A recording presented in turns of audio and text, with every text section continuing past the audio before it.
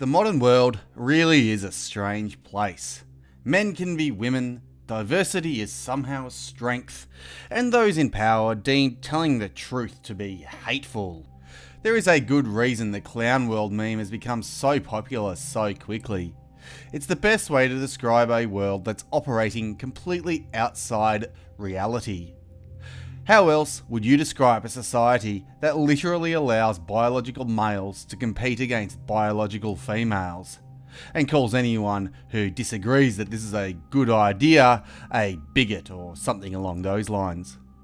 How else would you describe a world that genuinely thinks the best way to stop serious crime is simply to tell people to stop, while demonising an entire gender? The clown world meme fully grasps exactly how ridiculous everything is getting, while living the principle that if you don't laugh, you cry, so it's best to just laugh. Thankfully, despite living in a world where good is bad, truth is hate, and diversity is strength, we still have the internet and thus access to truth, evidence, and fact-based arguments. As such, we get to enjoy a range of new ideas to challenge our existing opinions and open our minds. When big tech aren't doing all they can to hide it and thus escalate tension and division, of course. The thing about ideas and debate is that it means people are free to get things wrong from time to time. Even the most intelligent and articulate thought leaders are fallible and do make mistakes. As such, when they make a serious error of logic or fact, it's important to call it out and counter their errors with stronger and better arguments or facts. One such thought leader who recently got things wildly wrong is Stefan Molyneux, when he adamantly denied he knew Jesus. Twice, in fact. Just a quick message. Whether it's an algorithm hiding content or outright deletion, internet censorship is on the rise. Please consider following me on free speech websites Gab, Minds, and BitChute. I'm constantly posting content, and they are a great way to stay notified of uploads. Can't wait to see you there. Stefan Molyneux is a world-famous philosopher, writer, and online content creator who's made a name for himself by promoting facts, reason, and evidence-based arguments over emotion and logical fallacies. He's written books such as The Art of the Argument, where he outlines what an argument is and how best to make them.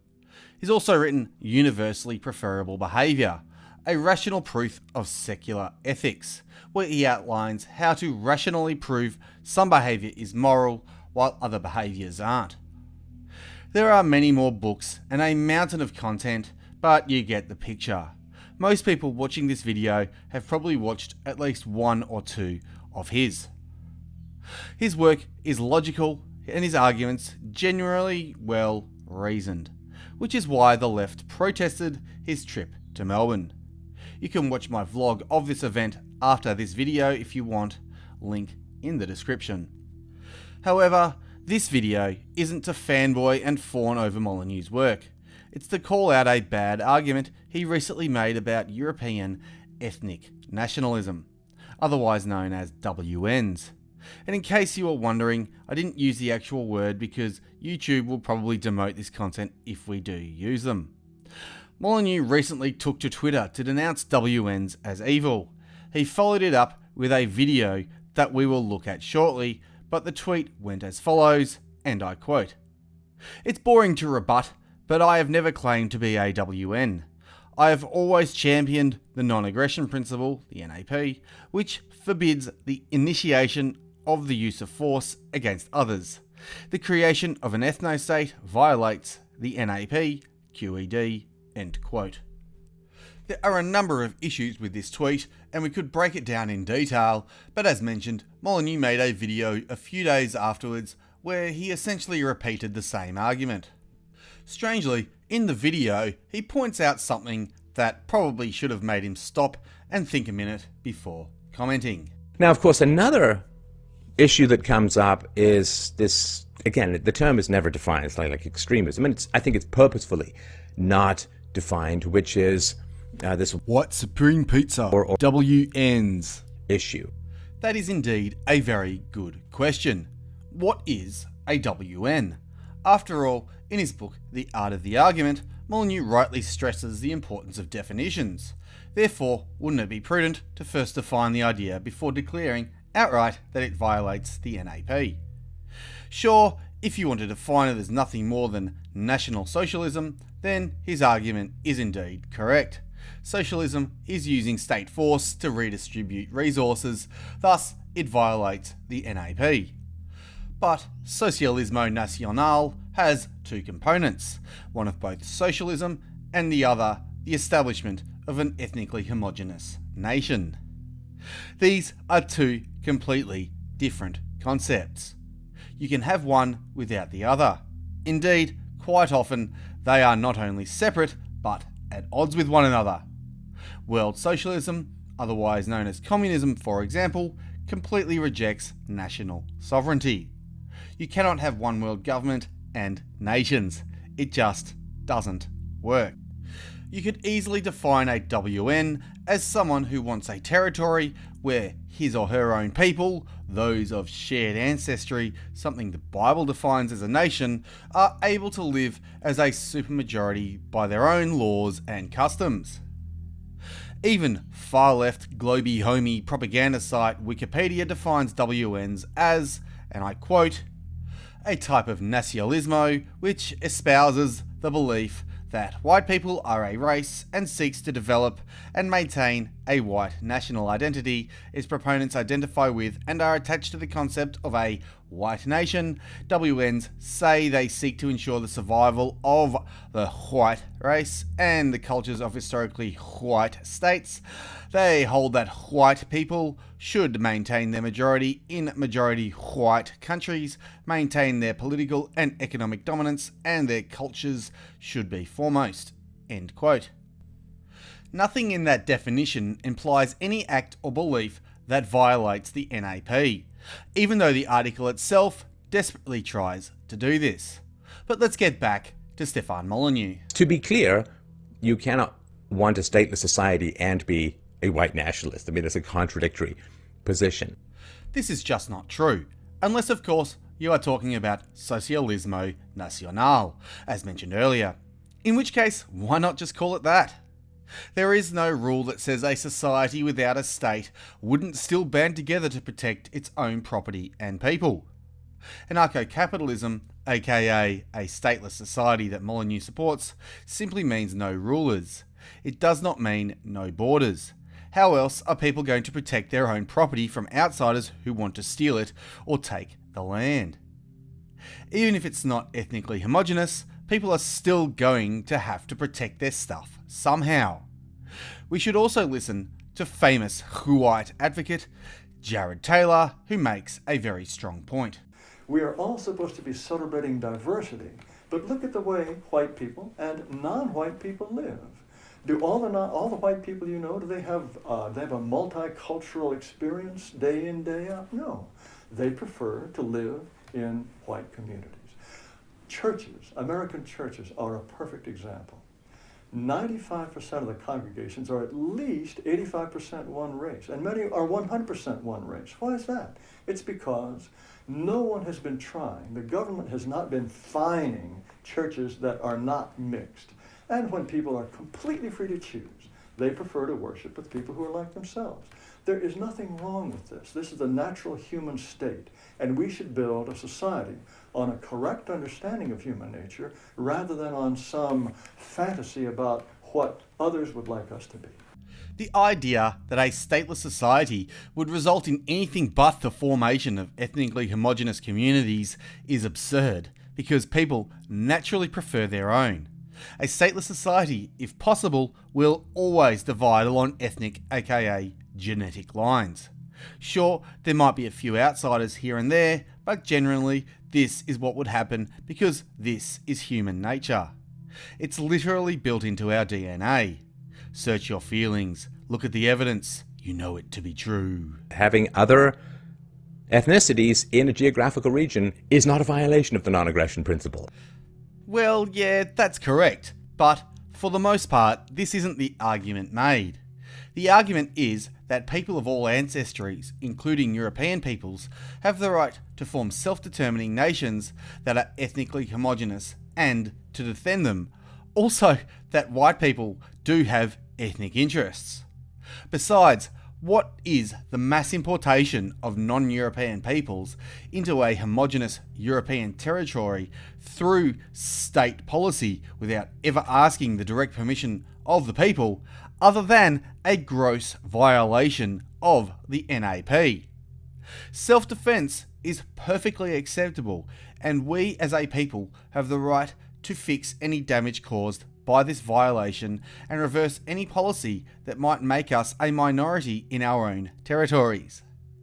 The full and correct definition of property is anything people invest in and show a willingness and ability to defend. The genetic makeup of a group is most certainly something people try to defend. Therefore, the genetic makeup of a group is its property. It's just that European peoples have had our instincts regarding this suppressed by parasitic outside forces. Molyneux desperately needs to sit down with Kurt Doolittle and learn about propertarianism. And so the idea that I would support massive government violence to create some sort of purified ethno-state would go against everything that I have stood for in terms of the non-aggression principle and a stateless society. So it makes no sense. It's not something that I stand behind. Again, this is a straw man and makes no sense because of what he said earlier. Again, the term is never defined. It's like extremism. And I think it's purposefully not defined, which is this White Supreme Pizza or WNs issue. There is no natural law that says the reversal of mass immigration and multiculturalism has to violate the NAP. This despite the fact that the policies themselves do violate ours. You could offer cash incentives for passports. You could cancel permanent visas. You could ostracize outsiders and make life here uncomfortable without violating property rights. You could cancel all welfare for outsiders, including medical treatment. You could do plenty of things in already established states that would ultimately result in a homogenous society without violating anyone's property. Another thing you could do is set up your own new, independent, self-determining territory that has maintaining its European ethnic majority written into its constitution. This could be done entirely peacefully, and stopping people you don't want from entering the territory is not a violation of their property, nor is it a violation of the NAP. Molyneux's video gets interesting when he refers to his time in Poland, an ethno-state in the heart of Europe, with strong border controls and a strong sense of national, aka ethnic, unity. I guess one thing that people did pick up on is when I did a documentary last year in Poland, I said at the end that Poland is an overwhelmingly white country, and I was able to meet up with people without fear of violence, right? We just posted on social media, we met, we had great debates all night about philosophy and so on. And I said, when I go to countries that are more, or try to give speeches in areas that are more sort of, quote, diverse, well, I face a lot of problems. I face violence and deplatforming, and people attack my audience members and so on. So, I mean, that's just an empirical fact that I'm processing and working with, but simply stating a fact does not state a prescription. It is something that I've noted, but the causality is complex. So people are really grasping at straws when they think that means something that it doesn't. It's just a fact that I always want to be honest with my audience, and that is something that I really much that I very much experienced and was kind of important to me. So Molyneux says the reason he enjoyed Poland was because it's ethnically homogenous and European, so he was able to have conversations and debates without being attacked. He says that if you think it means he supports what he calls WNs, then you are wrong. He's no supreme pizza. But what did Molyneux actually say while he was in Poland? Know that I'm a very staunch individualist. Know that I am skeptical, if not hostile, to collectivism as a whole. And here you can see we have people marching in the same direction, carrying the same flag with the same pride. And I have to tell you, I feel like something has just kind of broken in two within me. That Aristotle said 2,500 years ago, whoever can live alone is either an animal or a god. Well, I, of course, am neither an animal nor a god. And I remember the pride when I was a child of the Second World War, of the Battle of Britain.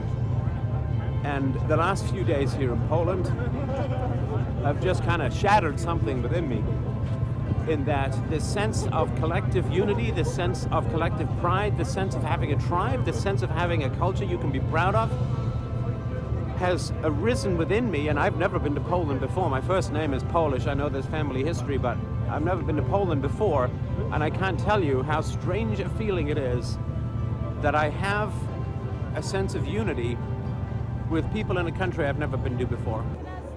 It is an appalling thing to take away people's history. It is an appalling thing to take away people's pride.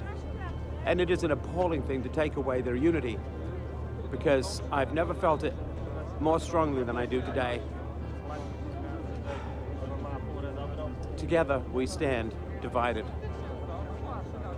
we fall. Couldn't have said it better myself. His words in that speech were heartfelt, and they were true.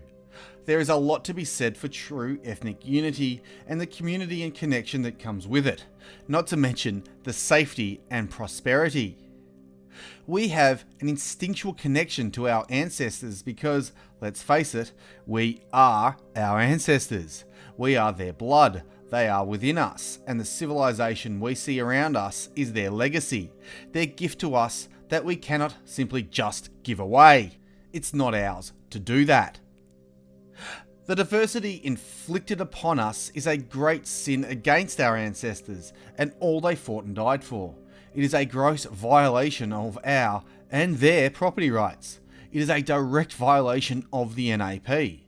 Not only do we have every right to defend ourselves against this threat, but it is our duty to our ancestors and our people to do so.